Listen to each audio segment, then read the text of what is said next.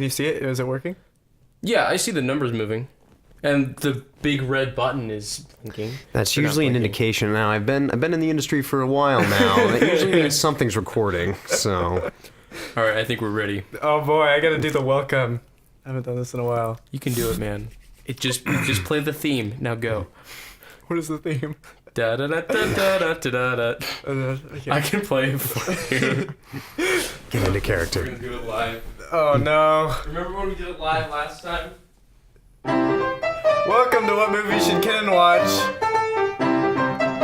The podcast for people who like content because we're giving them content.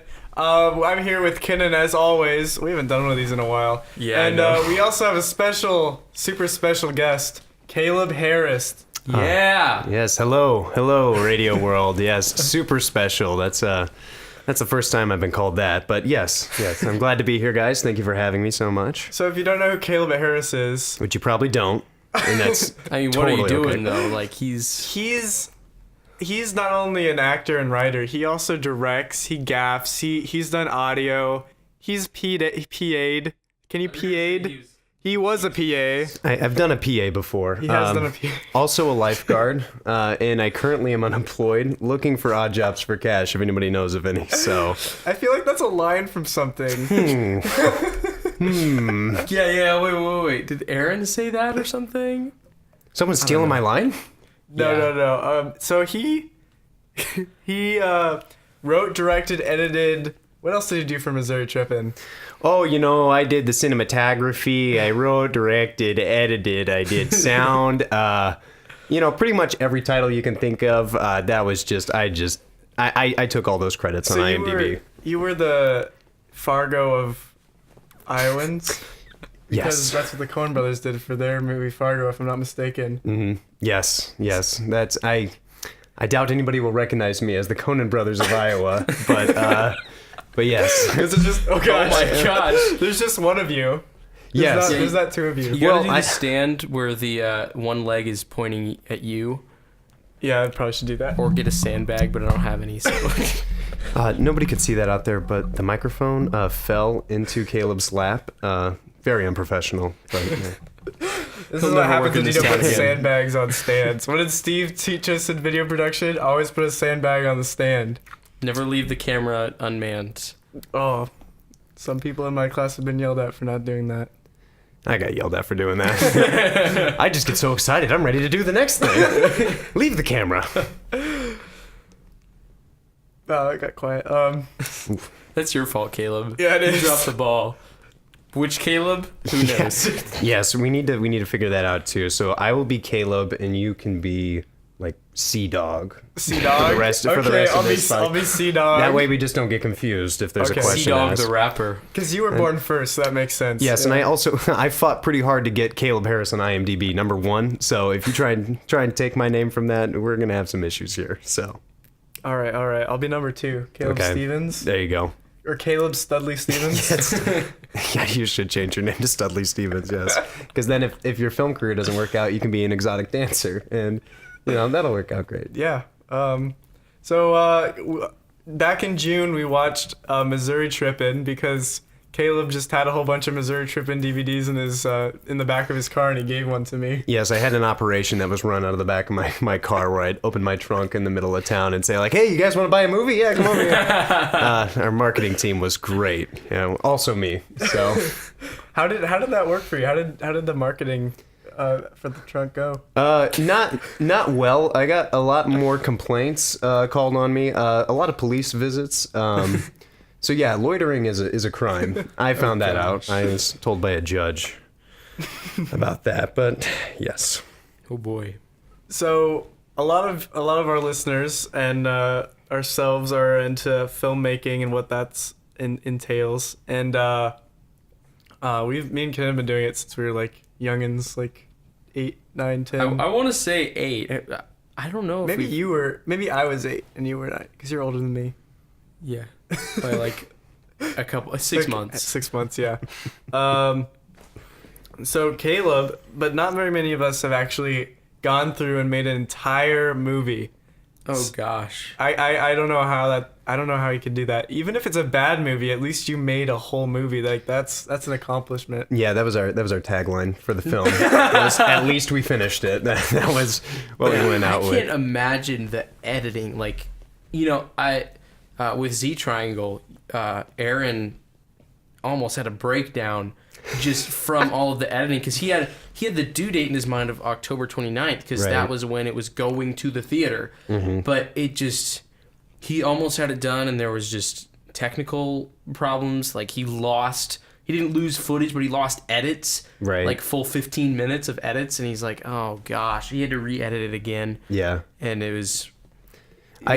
So when I edited Missouri Trippin, I was so fresh. It's so young and naive that I didn't even know about, like the nice Adobe package with, with the Audition and stuff. So I was editing on Adobe Premiere Elements, which is essentially what, you're kind of used to using, except with much less interface choices. You only have like 2 or 3 video lines that you can drop video files into. It was the worst thing in my life. I have never been so upset and so stressed out in my entire life. And then I go to class and they show me what other options there are out there, and I'm like, oh my god, if I would have had this, like I would have got this done in like 3 months instead of like a year. I've never even heard of Premiere Elements until you told me. It's garbage. If anyone wants to just go look it up, it's garbage. I've heard of the elements for Adobe After Effects, I think.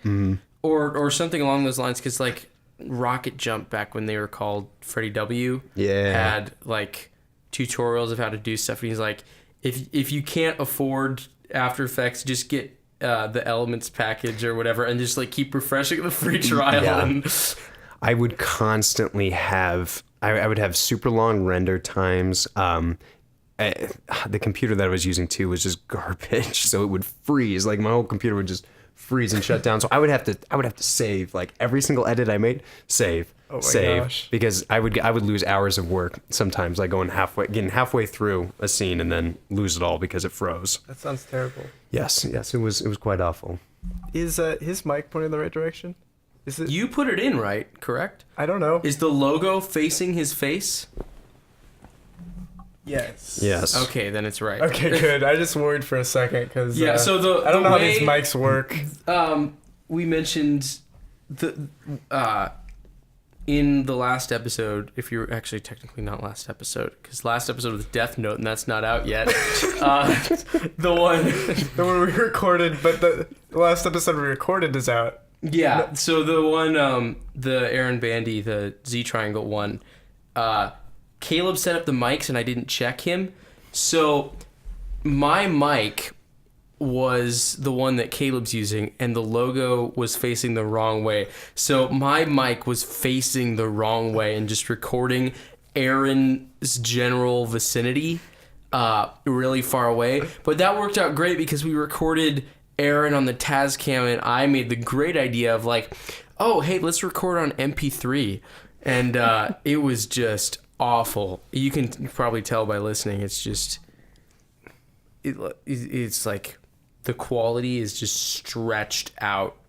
Like you can hear how like separated each of the parts of the clips are, and it's like, oh gosh, what was I thinking? Because I think my interface gets a little bit out of sync with other things or something. Just the way it works in so long recordings get like even if you have a sync point at the end, they're like 5 seconds off. Right. So it was a nightmare, and I was like, oh no, I have to tell Aaron that this was. But luckily, I was able to kind of mask that by using my mic's audio on Aaron. So DIY. So Caleb, tell us how you came about Missouri Trippin and how that started. All right, let me go back. I know you listeners can't see me out there, but right now I'm a handsome, well put together man who looks like he always had his life all figured out. Not like these two kids that I'm sitting next to right now. There was a time when I didn't know what I wanted to do, who I wanted to be, where my life was going at all. I went to school at Valley High School here in Des Moines, and I kind of kind of lazily made my way through high school. I didn't put a lot of effort into any of my classes. Nothing ever like really interested me, and I was usually too busy joking around, being the class clown instead of actually doing the work that I was supposed to be doing. So after I graduated, I didn't go to a university or to a college or anything like that. And so I kind of hit this point in my life where I was working full time at a job that I really didn't like, and there was just something that was missing that was inside. And I kind of went through a really tough spot in my life where I just felt lost. And one day I woke up out of a cold sweat at like 2 a.m, and I just started writing. I was just like, you know what? Back in high school, we would make these fun little YouTube videos of us kind of running around the mall and acting like morons and recording ourselves and uploading it to YouTube. And I realized those moments made me really happy. So yeah, I started to write, and it started as a story that a friend of mine, his brother, had told me about him and his friend. They're called Smoke and Stony. They attempted to walk to Missouri just because Stoney, just like in the film, is a very eccentric person and just kind of does things on a whim. So he showed up at his house and said, "Hey, we're gonna walk to Missouri." So they tell me this really quick story. They didn't make it very far. They made it to the east side, and they ended up calling their moms to drive them back. And they were like 22 at the time, so we're not even talking about like kids. But that premise I just thought was really funny, and they're a couple characters. So I kind of took to writing this story, and what I wanted to do is I wanted to kind of give a little piece of myself in that story. Because on the surface, the story's about two anti-heroes who kind of go around acting like jerks and kind of treating everybody just kind of like, I don't really care about you. We just like messing around. But beneath that, it's about kind of following your dreams and really becoming who you want to be and do what makes you happy and not necessarily what makes you money. And so, yeah, so I wrote that I started writing it when I was 18 years old, and I finished it when I was 19 years old. And so then after that point, I had this script. I had, a 100-page script, and I had no idea what to do with it. I had no idea how I was going to actually shoot this. And I ended up meeting people. I worked at the YMCA, and I met a lady there who was an actress here locally in Des Moines. And so, I get to talking with her, and I tell her, yeah, I got the script. I don't know what I'm doing with it, though. And so she takes a look at it, and she reads it, and she's like, oh, this is great, Caleb. I really like this. I want to be a part of this, and I want to help you with it. So her name was Susan Barnabo, and she ended up she played a couple characters in the film. She was one of the vampires, and but she was kind of like my assistant director who kind of put things together for me. And so, yeah, kind of from there, everything just happened really quick. It was like in a month's time, I was setting up auditions on Facebook, and I had people coming over to my apartment that I'd never met before, auditioning for these roles and coming up and shaking my hand and calling me sir, like, thank you so much for the opportunity, sir. And I'm like, oh no, you don't need to do that. Like I'm just a kid. I have no idea what I'm doing. But it was important to me to see it through to the end. I had a falling out with someone who was close to me in high school. And I told him what I wanted to do. I told him this is who I wanted to be, and this was the life that I wanted. And he looked me square in the eye and said, Caleb, it's time to be realistic. Stop acting like a kid and just do something that's going to make you money. Do something that's just going to get you through. This is ridiculous. And so I fell out of contact with that person in my life, and they were very close to me for a number of years. And that was really my propelling force, not only to make sure this got done, but to make sure that like I was doing this for myself, to prove a point to myself that, it's not about just making money and just, I wanted to do something that I loved. And so, yeah, so the next thing I know, we're fully cast, and we're blocking out shooting schedules, and I end up investing a couple, like $1,000, $1,500 into like, a camera and some lenses.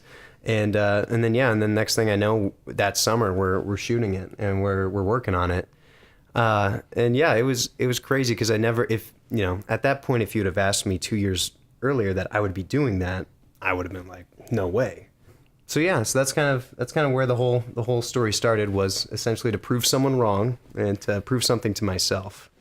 And yeah. Wow. So you got everyone together, and then, like, tell me, do you remember the first day? Oh God, do I? Yes. So it's a large cast in the film. I think we had like 30 characters in the film total. So there were a ton of people that we had to organize at all times.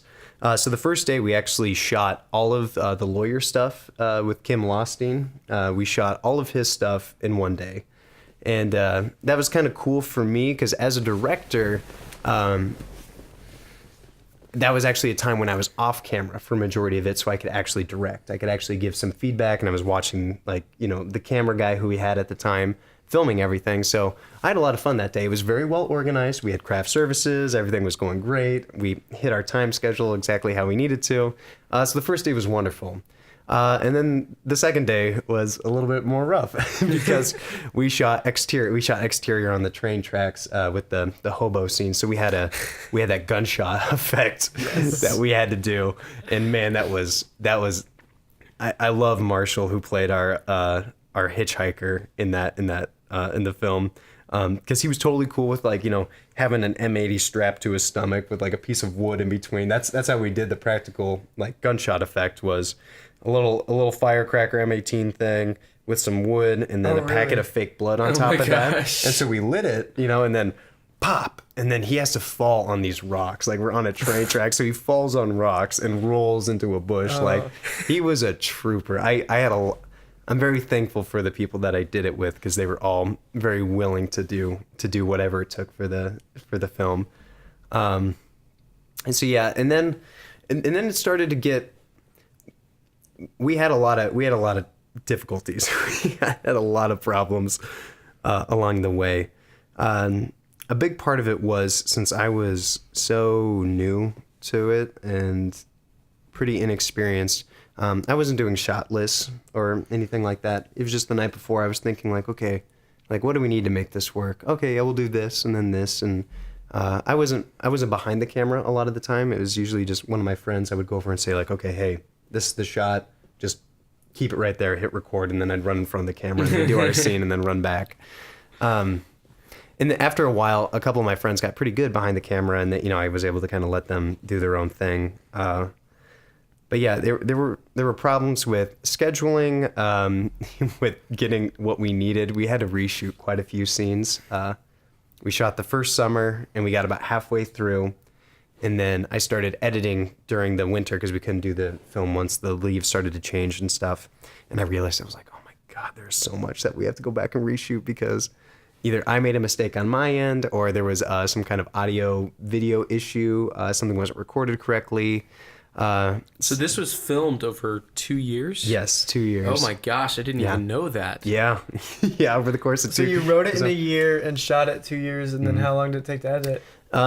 Luckily, because I was able to edit kind of at that halfway point, I got some of it done, and then once we did our final day, it took me about 5 months to get it completed, and that's when we had it screened at the Fleur Cinema, was shortly after that. So yeah, it was quite an ordeal. 2 long years of just trying to get things to work right and getting people together, because that was our hardest part, was just getting people to come together. You know, and we had very limited gear. Speaking of task cams, that's what we used to record everything. And I'm not talking we had a shotgun mic attached, you know, with an XLR cable. I'm saying we were recording from the task cam. Like, we put that on the boom pole, and we didn't have. Oh no! Yeah, we had that on the boom pole, and we didn't even have like a wind muff. So we used my sock that I found in my car, and we used that as a wind muff. To use one.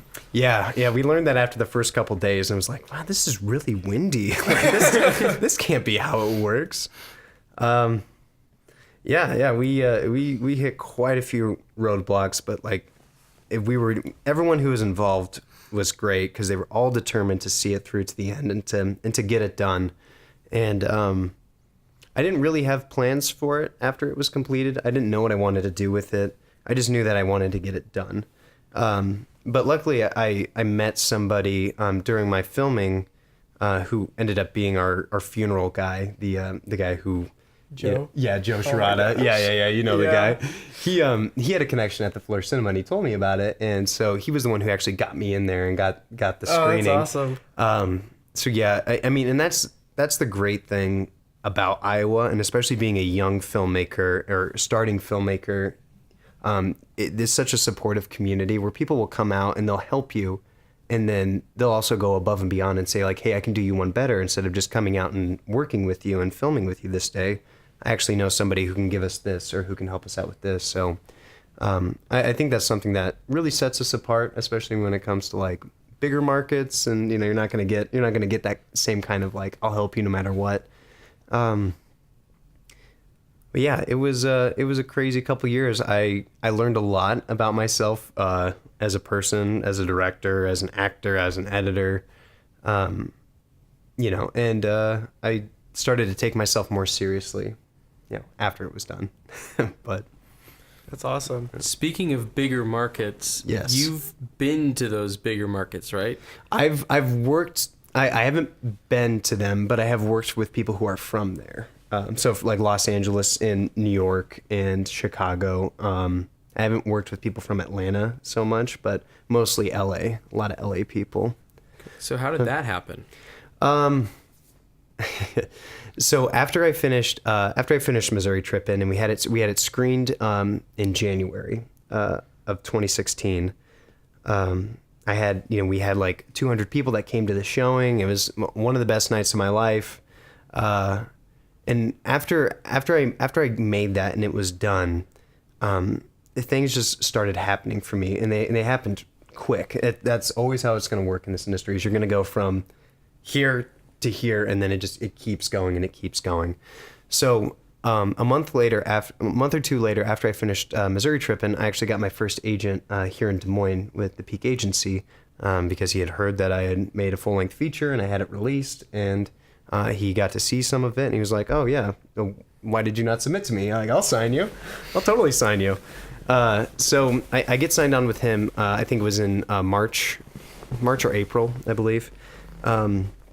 And then shortly after that, I got cast in a couple commercials that were local here. I did an Iowa Student Loans commercial, a MediaCom spot.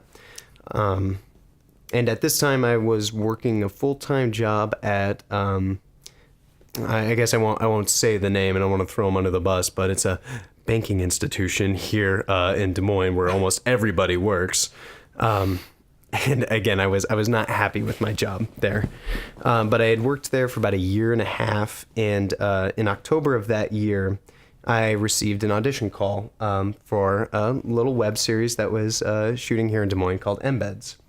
And so I had this thing as an actor, especially in the beginning when I first started, where I was really nervous about my auditions. Like, even if it was for like just a commercial with like one or two lines, like I would really get on myself and just like, oh man, that sucked, and I would do it like 50 or 60 times trying to get it just perfect. And it was stressful, and it was kind of not fun. And at this stage, I'd realized like, man, I'm not having fun with any of these auditions anymore. I'm not being me. So what I decided to do with this audition was just to be a goofball. Like the part called for a kind of a fifth wheel awkward guy, and so I was like, okay, yeah, I could do that. So I threw on some glasses, and I dressed up like a total nerd, and I look like such a dork. I actually have the video on my Vimeo, so I can show you guys afterwards. Should watch it live. Oh, oh boy. But so I auditioned for this part, and I loved my audition. I had a great time with it. Me and my girlfriend and my one of my best friends who was filming me, we just goofed around the entire night and just had a really good time with it.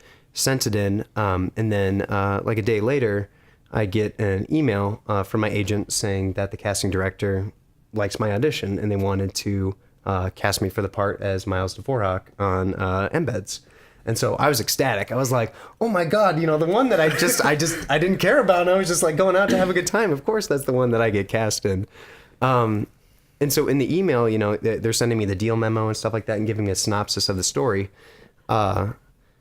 They said that they would need me for 20 plus days of shooting, And so I'm like, holy mackerel, this is like a dream come true. If I get 20 days of shooting, but it took me like an hour to recognize like, oh wait, I have a full-time job. Like I have to take a month off of my full-time job if I want to do this. And so I told this story to Caleb the other day when I was speaking at their class, but you know, I very much believe that every time you make a commitment to something, the universe is going to test your commitment on that. It's going to send obstacles in your way to test how committed you are to what you said that you wanted to do. So to me, this was my big moment where I was tested on my commitment that yes, I want to do that. Yes, I want to do this for a living and I want to do this with my life and I'm willing to give up anything for it. I went to my boss, who I was working with at the time, and I told him what was going on. And I said, hey, I need these 20 days off so I can go chase my dream. If you guys give me these 20 days, I will come back and then, you know, I will be the hardest worker ever. I won't call in sick the rest of the year. I won't do anything like if you give me this chance. But they couldn't do it. They couldn't give it to me. And so, you know, he looked at me and he said, Caleb, I think you're going to have to make a choice in your life. On the one end, you can stay here, get a good job, keep a good job, you know, get a house, have a car, work your way up in this and live a good life. Or you can go off and chase your dream and do this filming thing. And so I looked at him and I took out my badge and I took out the key to my drawer and I said, okay, I quit and I'm not coming back in tomorrow. And so I walked out that day as a full-time, that was the first day that I was a full-time filmmaker, actor. So we started it, and again, these things happen so fast where I got that email on Monday. We're shooting on Thursday. That's our first shoot day. So like, you know, I quit my job. I accept the offer and they send me the script. And so I read over my part and stuff like that. And as I'm reading through the script, I noticed I'm like, man, I only have like 4 lines in this entire show. Like I was a super minor character and I'm like, oh my God, did I just quit my job for this? Like, you know, like what am I going to do? But so then the first day of shooting comes around and this project was the biggest thing I'd worked on at the time. I later found out that it was like a $2 million project. So, you know, we had a full crew. We had, you know, I showed up on the first location over on Ingersoll and I walk in that day and I'm super nervous because like I have no idea what I'm doing at all. Like, you know, I've never been on set before like this. And this PA comes up to me and she goes, Are you Caleb Harris? And I'm like, yeah, I am. She's like, okay, cool. Yeah, I was told to look out for you. Here, I'm going to walk you over to your trailer real quick. I was like, what? My what? And so she walks me over and I have a trailer, like a little honey wagon trailer with my name and my character on it. And the coolest thing in the world to me. I was like, oh my God, I cannot believe this. Like, I never would have thought. So I started working on that project and it was based out of Los Angeles. It was produced by Megan Kelly and the guy who did Moneyball. So there were some pretty notable names that were on this project. And I was like, this is probably like a week in, you know, I didn't even have my first speaking line until like a week in. So the first day that I get to actually say something. I was just in the background walking around most days. It was just me doing a whole lot of nothing. So the first day I actually got a chance to act. The director, Danny Jelnick, who did, he worked on Comedy Bang Bang. He directed a couple episodes of that. So he's a super funny guy. I had like 1 or 2 throwaway lines and, he said, yeah, Caleb, you know, after you're done with those lines, just kind of say whatever you want because we need something to fill in that last portion. So just kind of say whatever you want. So I jumped on this opportunity and I have been just storing all of these cheesy one-liners in my head for like years. And so every single take, different one-liner. And I had the producers rolling and I had Danny loved it. And so when we were shooting on a bus that day, when I walked out of the bus, the executive producer, the guy who wrote the script came up and gave me a big hug and he's like, dude, you are hilarious. That was awesome. And so then when we had 2 days off, and then I came back in that Monday, and I got called into one of the producers' trailer vans that they had. And so I thought I was getting fired. Honestly, I thought I was like, oh man, I overstepped my bounds. I said too many one-liners. Like I went too far off the reservation. And I walk in, and her name was Lucy, and super nice lady. But so I'm super nervous walking into this, and she's kind of on her computer, not even looking up at me. And she's like, oh, hey, Caleb, how's it going? I'm like, going good, going good. How about you? And she's like, great. Yeah, it's going good. Hey, we just wanted to ask you if you're going to be all right if we give you some more lines over these next couple episodes. I was like, what? She's like, yeah. The producers, they love what they're seeing, so they want to give you more. So we're gonna throw some more lines your way. I'm like, okay, cool. And I worked with this girl named Carrie, who is an actress from Los Angeles, beautiful woman. She was one of the other actors in our group for the main characters. And later that day, I get called back in by Lucy, and she's like, hey, Caleb, so we're thinking about incorporating a kissing scene later on with Carrie. Would you be cool with doing that? No. And I'm like, you mean that beautiful redhead? yeah, I'm okay with that. And so I ended up having my first on-screen kiss later in that season. But so that was the show that, off on a tangent there, but that was the show that kind of like got me introduced to all these people, into the production company, and to like kind of how it works on like a professional level. Everyone was super nice to me. There's I guess kind of like a stigma that people from LA are kind of mean or like out to get you or stab you in the back, but I found that everybody I talked to was outrageously supportive and would do anything to help me out. So after Embeds wrapped, the same production company was shooting another television show called Play by Play, and so I was unemployed now that it was officially over. And on that last day, when we wrapped on the last day, it like really hit me where I'm like, oh crap, like I have nothing lined up after this. But I knew they were shooting this show with the same crew and everything. They were just keeping everybody over into this new show. And so, I talked to some of the people and said, like, I want to be a part of this, like whether it's acting or behind the camera or whatever.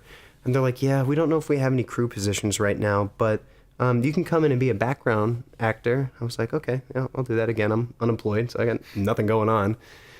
So I was a background actor for a couple days on that, and then the Grip and Electric department just randomly were like, they needed help for something, and I was background, but I just kind of walked over and I helped them carry something.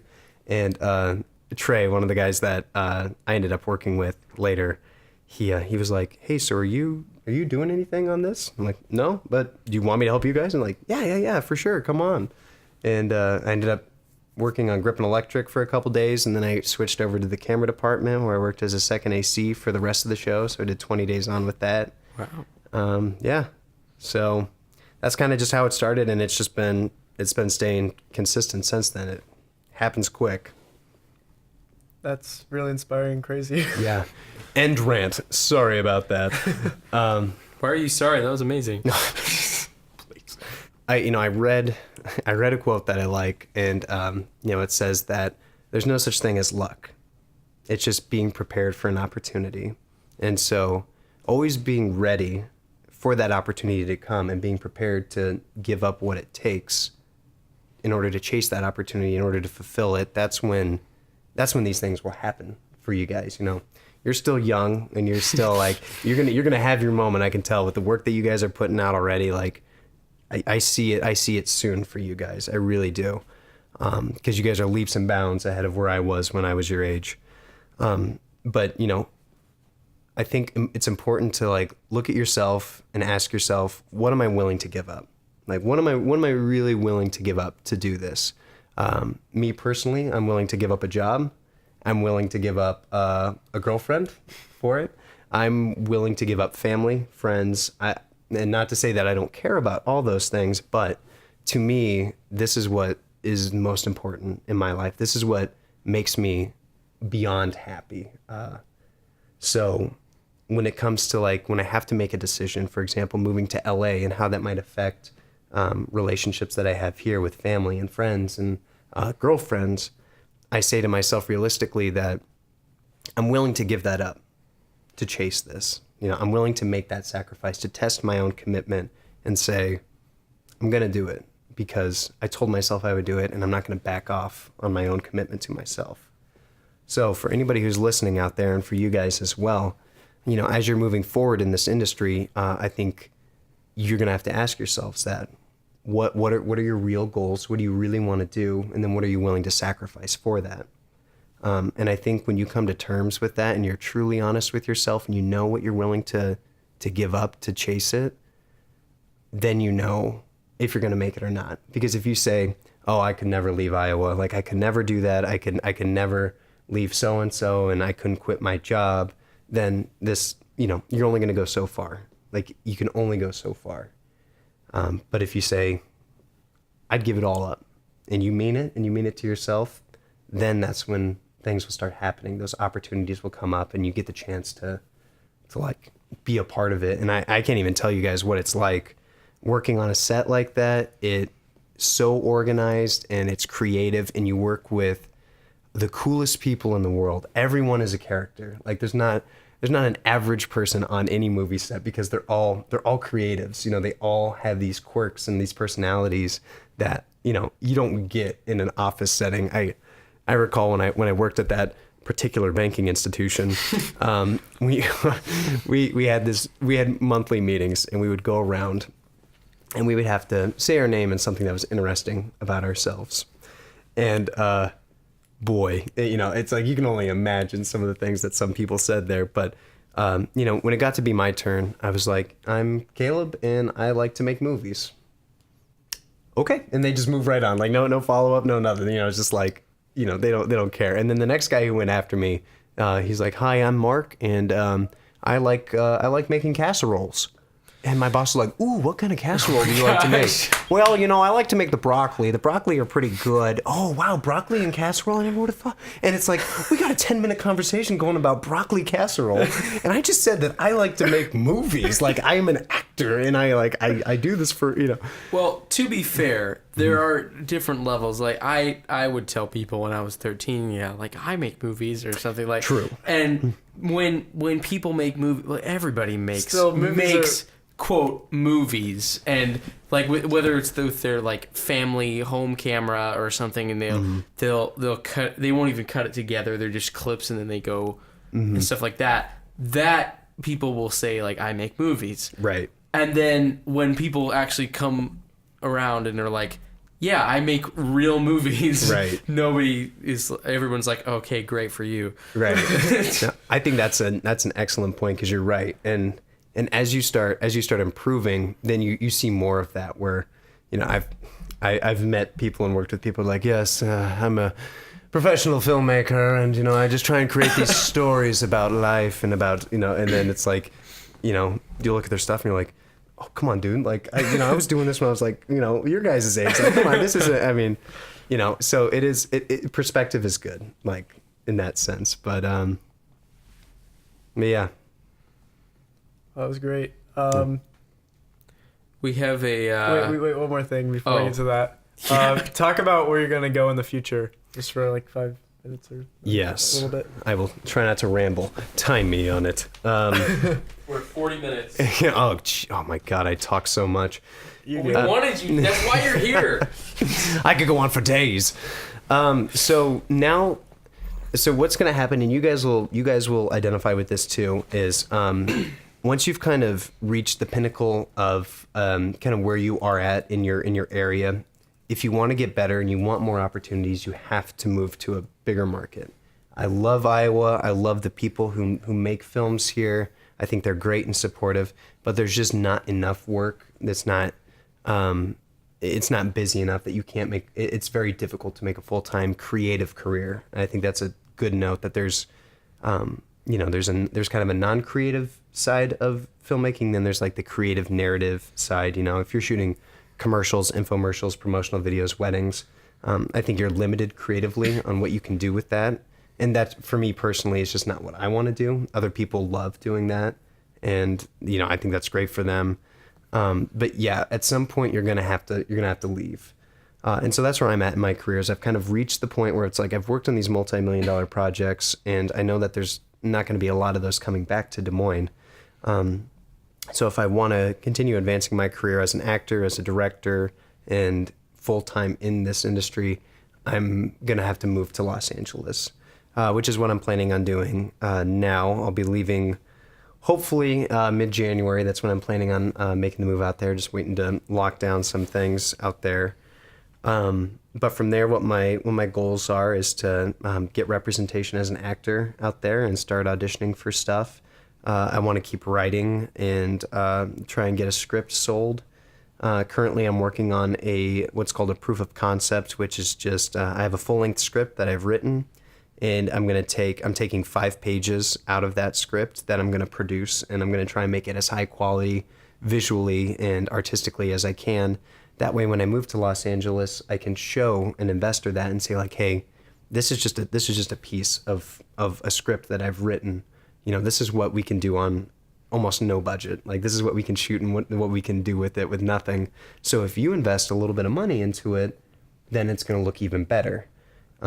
Which now with technology like Indiegogo, GoFundMe, stuff like that, that's the best way to get your stuff produced now, is to do a proof of concept, make it really good, and then advertise that and try and get money from that.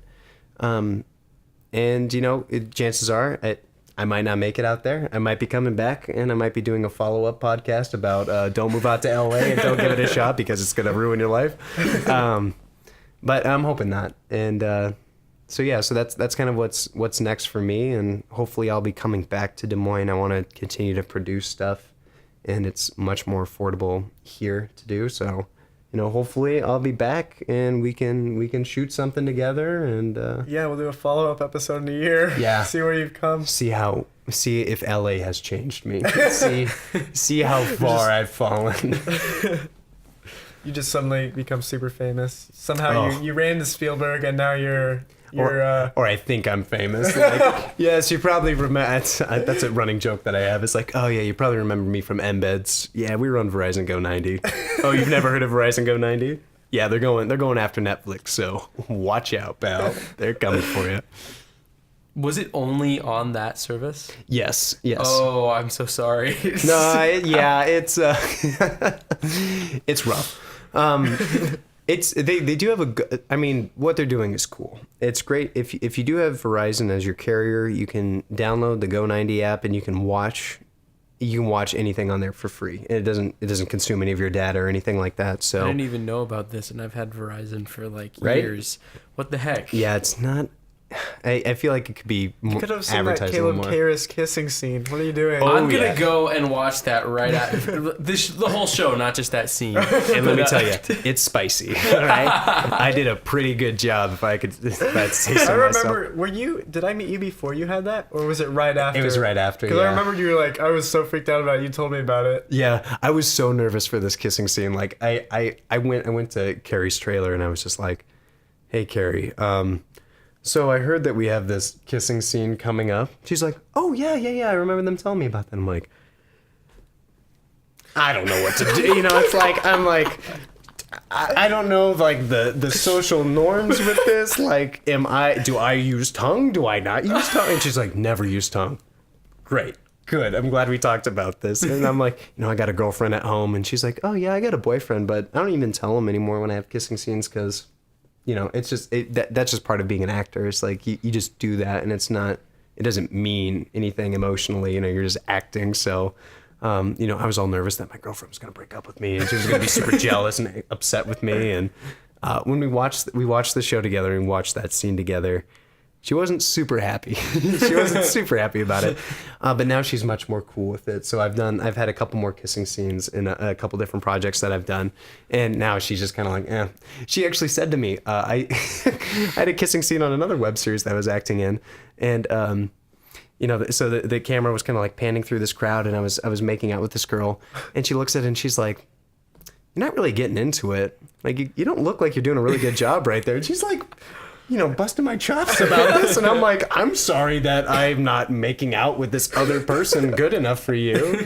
She's like, "Yeah, I just think you could do better." So yeah, it's kind of It's funny. Funny how it works. Well, you've made out with more people than I have. So Hey man, it's super gross. Don't even start. All right. Don't It's get those just like, cooties. oh god. Yeah. You don't want that. You know how many germs there are in the mouth? It's disgusting. That's why you always brush your teeth.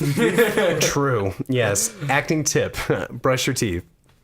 So when I met Caleb Harris, it was my video production 2 class here at a local community college in Iowa, DMAC. We all had different roles on different projects.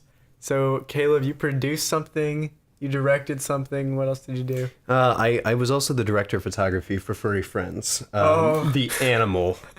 I'm so done with working with animals. I'm so done with working with them. They do not listen. The last time I directed animals, I passed out. Yeah, I was there that day. Yeah, and you're like, what happened to you? Because you saw me on the floor. Yeah, I just walked in and you're on the floor like you just like got hit with like hook foot or something. I don't know diseases very well.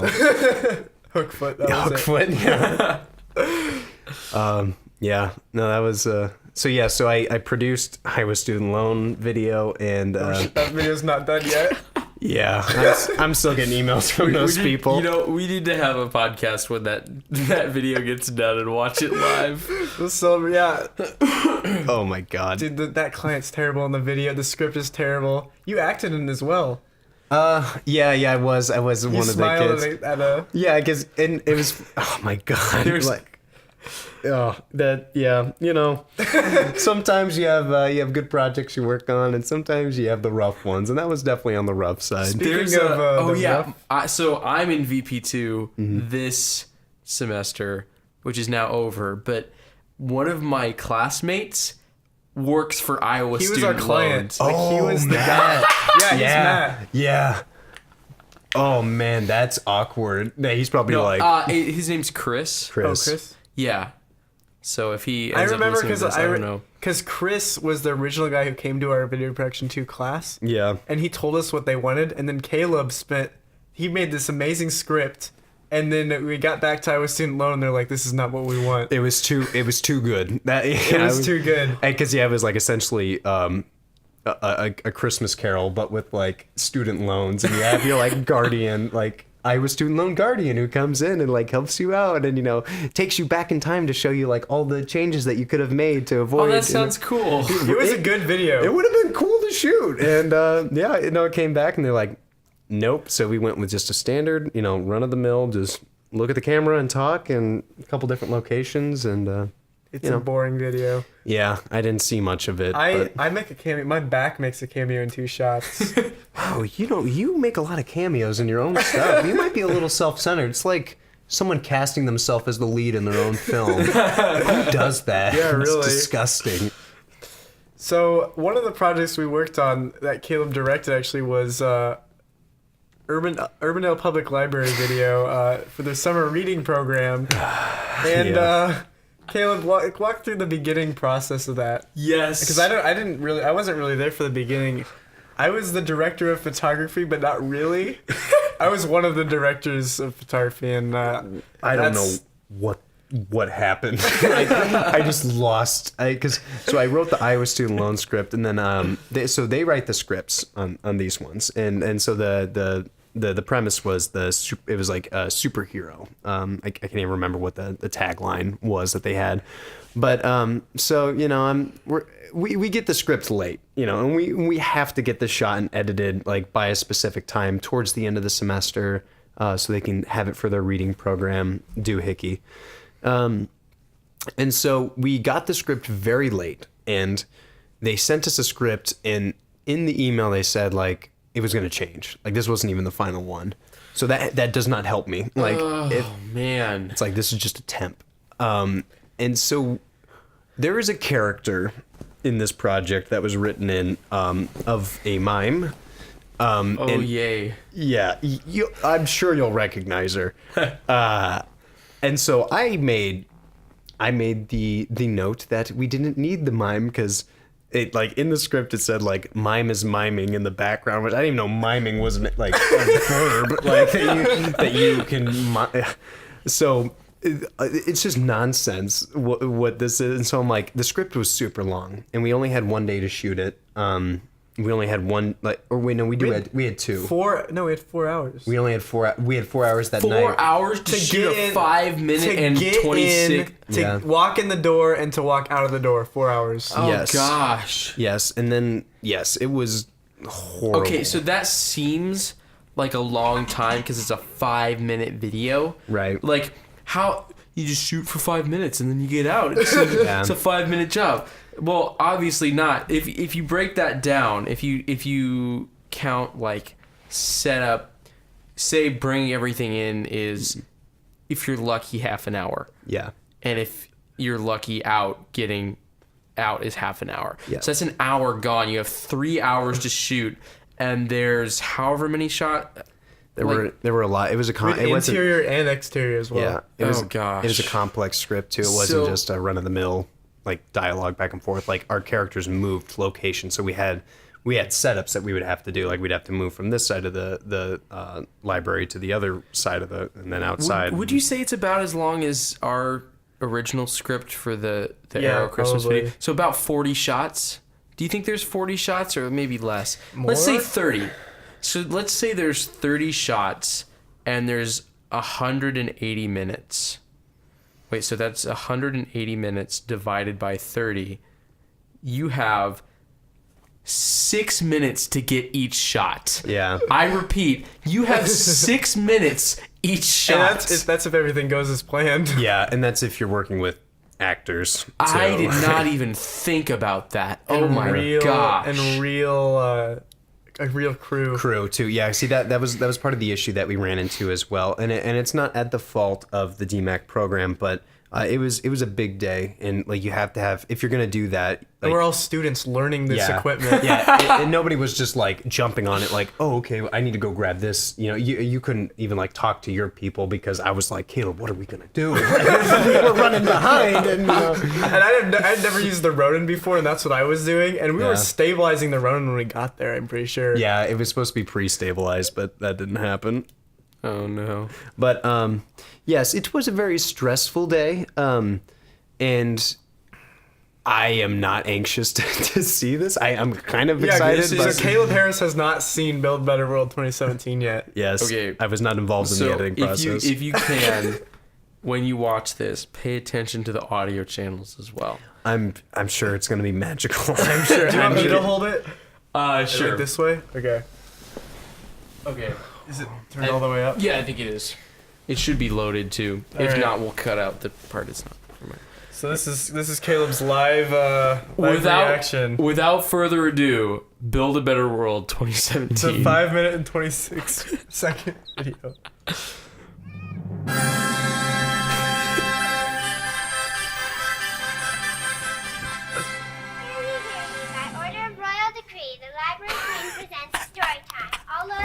You're welcome to attend. I love the library. I love the queen. I love story time. I can shoot a 3-pointer. That kid is a psychopath. Kid is a maniac. What a great shot, Caleb. Yeah, no, That wasn't me. That was the other DP. This looks just like my storyboard for sure. This was me. There you go. Today we're going Fades to away. I love this reverb. about helping build a better world. How did this reverb happen? Was it like noise removal? Noise reduction? I'm sure it was the Once upon a Adobe, time, just like the there was a standard. superhero on a quest. Oh, that sound effect is so good. This was the first shot we See, shot. In the I live video. like 5 minutes from the Urbandale Library, so I'm there all the Hi, time. welcome to the Urbandale This video is Public Library. amazing Are for you me. here to sign up for the summer reading program? No, glasses. I'm looking for the instructions to build a better Look at their eye world. lines. Solid delivery. Yeah, Yeah, because we had cue cards because nobody memorized their lines, Yeah, so we had a huge cue card. cards. Yeah, that had the script written out on it, and it was just like, oh my god! Like I'm like, can you just? Did you try? write those out beforehand or when you were there? They did it. The Urbandale Public Library people made them. Yeah, because No. You know- Okay, how long did you have? Did you choose the actors? When did you choose the actors? No, see, I didn't get to choose the actors either because I know kids this age who could have rocked this, like who could have done a great job at this, but they have their own kids who like volunteer to do it. But yeah, it was definitely rough, like talking to some of these kids and just being like, I'm trying to just make them comfortable. Like as a director, I'm trying to like just kind of break them down a little bit and just like, I go up to this guy and I'm like, hey man, so what do you like to do? Like what do you do outside of this? He just looks at me. He doesn't even say Doesn't anything. say anything What? to me. That's his job, is to talk. And I'm just like, cool. All right, man. Well, I gotta go over here. So That is literally, he failed his job on the first run. yeah, it was. I'm used to working with people who are not actors, but this was something special. Okay, let's continue. That's what summer reading is all about. You earn cool Great. prizes by reading each day. Every time you come The in, eyes check darting out over to the cue book. card. Add to our- That sounds super fun, but I'm in a hurry Take to 2? find Oh no, wait, we don't have time for that. Who's that? Oh, she's practicing there's for Yes, our the summer mime. reading. There's our most important In fact, we're character. going So to the do mime's all actually the kinds of writer of cool the script, things right? Yes. This summer, like the pet show, Putting herself in there. building robots and playing with liquid This brings me back to memories We're even of going checking to out have an 13 event. volumes of Naruto at a time. I wonder if she knows where the blueprints are. So Do yes, you know how to build a better world? Yes. I'm looking for Look at instructions. this Roger Deakins yeah, single. that's what I was going for. Super wide angle, super close. I mean, Those leading lines to the subjects. yes, yeah, we made a lot of intentional choices there. This was the second DP. I was like, can we not go so Dutch on this? But I mean, all Thank you right. anyway. Okay, this is the best line I coming out remember of when this. you raised your hand or something for this shot. Yeah. Okay, this is the greatest line in all of cinema coming up. Okay, here it is. Also, the color grading on Wait. this is not Yes, good. right now, here we go. I see construction. I have Sick. reasons to believe the blueprints to build a better world. love that He Dutch he tilt. stutters in the line. You Why couldn't did you- retake that? Did you Dutch tilt on purpose? Yeah, no, because I thought it was gonna look like awesome. Like, I thought he was gonna look like a Great thug. concept. Just, if he would have had a better face on, like if he Yeah. actually was seeking instruction. But he Yes. was He- like darting, he his was- eyes are darting. No, and- he Yeah. wasn't seeking instruction. He was seeking the cue card. He wants to get out of yes. Where's the cue card? That's everybody in this is like looking all over the place. It's like right where it is. It's a giant white foam core card. They're really big. Like they've got to be like this big. They're really big. were That's like massive. 3 feet. We had wide. two people. It was two people's job to hold the darn cue cards. Like if you can't gosh. see it from there. I guess I shouldn't be so mean. But I'm just like, it was so frustrating because we had such high hopes for this. Like the storyboard we had was great. Like, Yeah, it you, looked- you spent a lot of time storyboarding. This I didn't whole even video. make a storyboard for my directing one in VP2, so I can't draw, and I drew pretty good for this. Like I put more effort than I do in most things, and it. Did you choose these transitions? Or Oh, was this- of course not. So you had, Of course you had not. nothing to do with the editing at all. I saw nothing. After Okay. after that day was over, I went to Steve and I said, "I'm done with this. Like, send it away. Don't send it to me. I can tell you this is not going on my director's so this reel." is probably why they got rid of the last names. Yes, which is good that you're getting credit for. Are you the one who's getting credit for directing this? Or No, did- it says Caleb, and then it says for DP it says Josh. So my Sick. name's not on it, except for just Caleb. So it's either you or me. I'm gonna just default to you. Okay, just If tell anyone people I asks did. in the future after this, I'm sure someone's gonna look this up. yeah. and go, When he showed it to me for the first time and the credits started rolling, he expected his name to be in the DP slot, and he's like, "Josh, I'm saved." yeah, you got the easy out, kid. They messed up on yours. Oh, back to we're the only video. halfway through. Oh, and sick. this part was supposed to be cool, like match cutting. Yep. Totally dropped the ball on that No. editor. Or NDP because it's super shaky. We should have Dana dollied that. Yeah. In hindsight. think the blueprints are here. This also has amazing reverb. World. I'm out of ideas. Warp stabilizer. Uh-huh. No. God, no. Wait, we gotta get that super idea again. Let's ask for help. Super idea. That's a great, Hey, has anybody This part's seen the kinda funny blueprints now. to build a better world? Great lighting. Maybe they have the blueprints. right at the camera. Solid. I love how this music lasts for like 10 seconds. Hey kid, you want It just starts to build and then fades away. grab a book. Nice. So during That wasn't bad. During that, we planned it so you could cut in the middle. Yeah. Whoever edited this. Cut right on the end of the Yeah, whip. didn't. Yeah. So it was. We spent a lot of time trying to get it so the editor could cut in the middle, but they didn't. So Do it it could have looked correctly. better. It could have looked better. That part wasn't bad. I mean, it was definitely, the lighting definitely needed to be better. But I mean, we were like, Yeah. I think when we were at this point, we had like an hour left, and we still had like 2 pages to shoot. So we were just like, just go, Go, Lord. go, go, yeah. I wish there was alcohol on this set because like there were times I was just like leaned up against the bookcase, just like, oh my god, this is not. I good. remember it being fun though. It was Because you were the director, my dad was the audio, and it was my class, and Yeah. I mean, that's the thing about what is fun about these is like on set you're miserable, but it's kind of like a fun miserable where you're like, oh my god, this is insane, but oh well, put it out, shoot it. Yeah, let's keep going. Grab a book. I so love much this so loud you passion. can't even hear their lines. So much emotion. These dudes want to help build a better world with us. Fantastic. Let's check out your book. I love the music. Like, what is this? It's like they should be like This walking isn't down even the how like a avenue. conversation works. Her line comes in way too fast. Blueprints. Blueprints? Yes, you guys get to build a better world. This isn't synced up. Awesome program. Not even looking like. Okay, watch this amazing jump cut. Yes, I love it. I didn't even notice it the first time. This great Look at that walk. lighting. It's so much Harsh. Well, at the time, DMAC didn't have good diffusions. Okay, that And shot's cool. this shot was supposed to be so cool. It just failed. Yeah. The Ronin wasn't set up, so it's all shaky, and yeah, just no. You know what? Every filmmaker has that one thing that they never want to watch again. Hey, at least we've already made ours. Yeah, got it out of the way. Wait, watch this. This part's amazing. If you want to build a better world, And it's only the left channel. That is so Like half this stuff is only the left channel. If you want to build, Comic Sans. this is the best part. Is this ending here that they did? Yeah, that looked great. Look, the credits Okay. aren't even centered. Cool. Yeah, that starts almost through. Okay.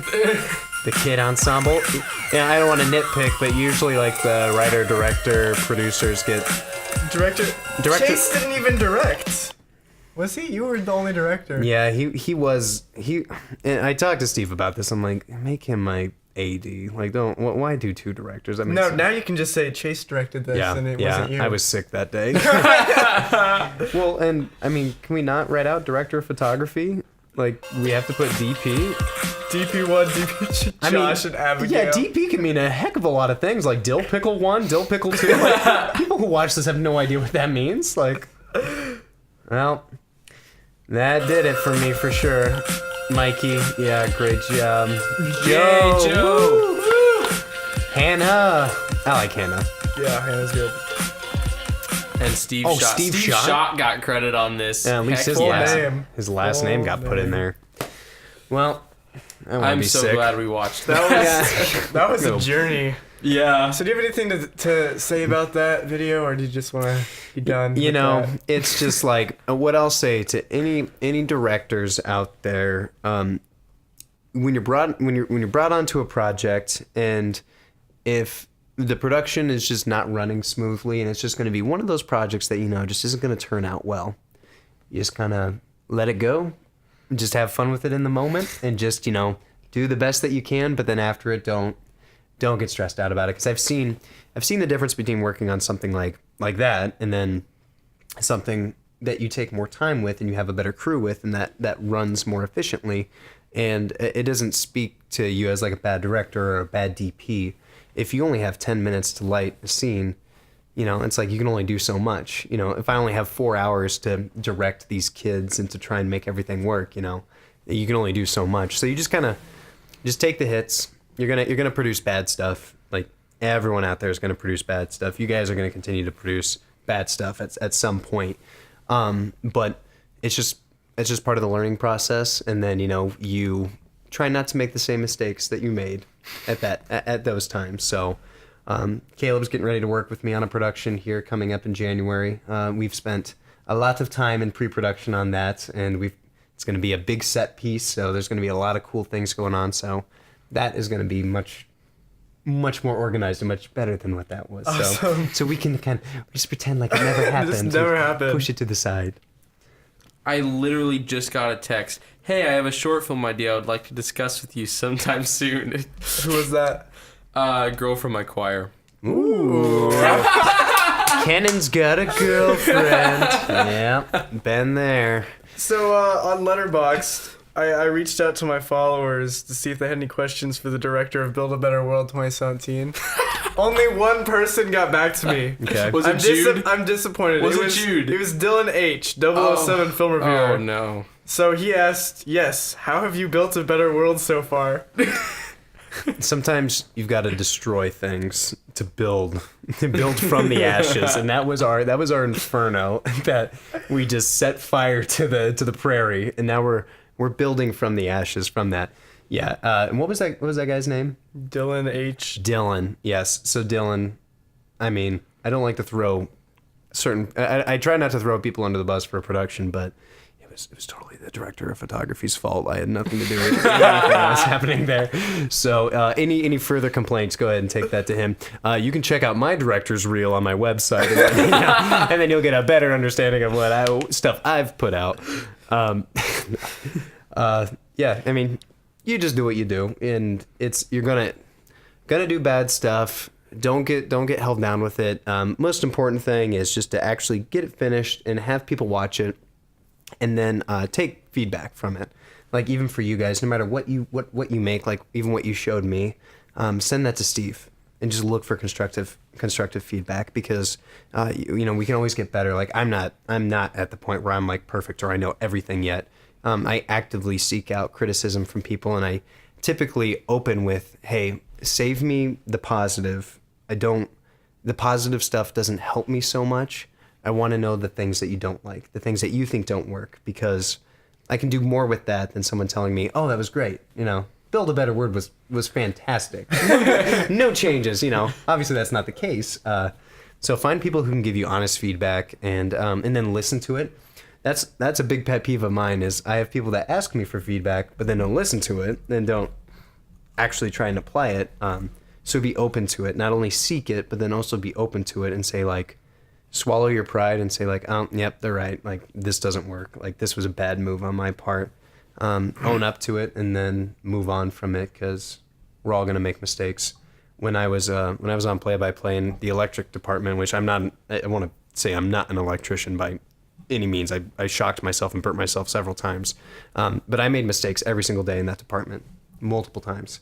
And it's gonna happen, but just own up to it. Oh, the phone. Being interrupted. So own up to your mistakes? Yes. It is better in a production to just own up, say, I was wrong, I won't do it again. If you try and lie about it, or you try and hide from it, or don't own up to it, and then you're found out, that's when you get ejected from a set. It's from MediaCom. You want to tell them that you were in a commercial for that? Yes, I will. I tell them, like, I want my real footage, too, because I haven't even seen that on the internet.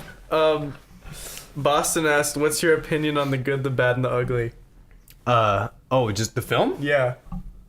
I like it.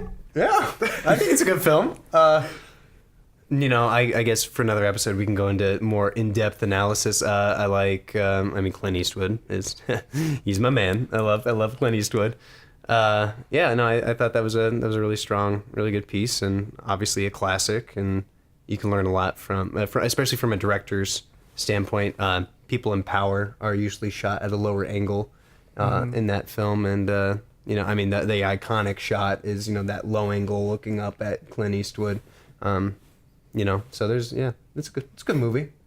Yeah, those are the only two questions I got. Okay, Sick. well, screw we gotta you, go to Disaster AFI Artist. Top 100 Club, because we've got the Caleb Harris here. Yeah, watch out for Missouri Trippin. So yeah, Coming to where a can dumpster people near you. watch Missouri Trippin? Because someone has actually asked me. He lives in the UK and he wants to watch it. Excellent. Yes, we need to branch out into other countries so I can be blacklisted from those countries as well too. I'm planning on releasing it on Vimeo, a digital version of it that I'm just going to stream for free on there. Once that gets up, I'll make sure I send that over to Caleb and Kennon here, and then if anybody does want to watch it, then they will have the information for that posted somewhere. We'll put it in the description once it's up. Yeah. I will say, as a preference, I would recommend drinking a little bit. The jokes tend to land a little bit better when you have a little bit of alcohol in your system. But yes, thank you guys so much for having me. This is great. This has been a good time. So It's a pleasure. I loved your story. It's like the perfect success story. Well, we'll see. I might be like on your doorstep here in like a year and a half. Like, I need money. I need food. I'm a struggling actor. I don't know why I've aged 80 years. And you need the Blu-ray copy of Blade Runner. Yeah, I need the Blu-ray copy. Oh my goodness. Oh, what was I thinking when I read some of those jokes? Can they sue you for saying Blade Runner? What? Can they sue you like in you're putting up Blade Runner in the movie? If Ridley Scott comes for me, I will take that old man down. Like, I think I have height on him. I'm sure he's got experience, but he's old now. Yeah. He's on his last limb. So I mean, he made Prometheus. So. Yeah. Oh, that was sad. Prometheus was sad. That's when my you're just least favorite movie. Oh, it's not very good. And I don't know if anyone saw Alien Covenant. I was not happy with that at all. I heard it totally had a big tonal change just suddenly in it for no reason. Yeah, well, and it's just like what I don't appreciate about because with Prometheus I was like, okay, cool, she's leaving to go like check out this other planet, but then spoiler alert, I guess. She's dead. Like she's dead. She just goes there and dies. Oh, like, really? Almost instantly.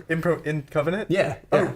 Yeah. So she's just dead. So that's like the ending of like the big ending is like she leaves and she's like going to the alien planet and then she just dies. And then she's just dead. Yeah, because these people show up and the robot ended up killing her very early on and killed the entire civilization. Which I'm just like, that just kind of feels like a little bit of a cop out where you're just like, wow, I want to see where they went, and it's like. They're all dead. It didn't matter. Now, new story. And yeah, I'm sick of the stereotypical, like, all right, I'm going to go to the bathroom, everybody. Like, I know this is a horror movie thing going on and there's monsters out there, but like, I'm going to be gone for like 20 minutes. And if you guys hear some screaming, don't respond. Just relax. I'll be right back. And then, of course, he dies. And, when I see these moments in films, I'm just like, I know this is going to happen. Like, one show that I will actually, if I have a chance to shout out to, that I really appreciate is American Horror Story. Because I think what they do an excellent job of is they lead you in at the beginning of a season thinking that certain people are the main characters, and then they die off. And then the character that you kind of least expect to be like this main character, like what the story is really about, they surprise you with that. And so when people die, I actually get surprised by it, which typically, I don't, if you guys are horror movie fanatics, where you're just like, you can just see the deaths coming, you just know what's going to happen. But American Horror Story does a good job with surprising me on that. So if anyone hasn't watched that, the new season, Roanoke's on Netflix, and so I recommend that. Awesome. I think we have to go. But we gotta go. Yes. Thank you so much, Caleb. Yes, it's been thank you fun. guys, and thank you Podcast listeners. World. Yes. We is this Death Note's gonna come out before this, right? Yes, but they're gonna be like back to back, probably. Hopefully. Okay, hopefully you just listened to our Christopher Nolan Death Note episode. If you haven't, Christopher Nolan just announced he's gonna make the new Death Note movie, so go listen to that. It can't be worse than the last one they made. Also, I just want to take this moment to give a shout out for myself on Instagram. If you want to follow me on Instagram, it's Caleb Harris, CALUB space I follow you. Yeah. Yeah, you see my stuff? Yeah, I do. Pretty cool stuff on there. You should definitely check that out. I deleted Instagram twice. I mean, yeah, if you guys want to add me on Facebook, Caleb Harris from Des Moines, Iowa. Twitter, I'm at the Olub. I don't tweet much. I don't do the twatter. But yeah, Instagram, hit me up. And if you guys want to talk about alien conspiracies, like I need people to talk to about that. So direct message me. Just Oh, I think I know a guy. I'm gonna tell you about it. Okay.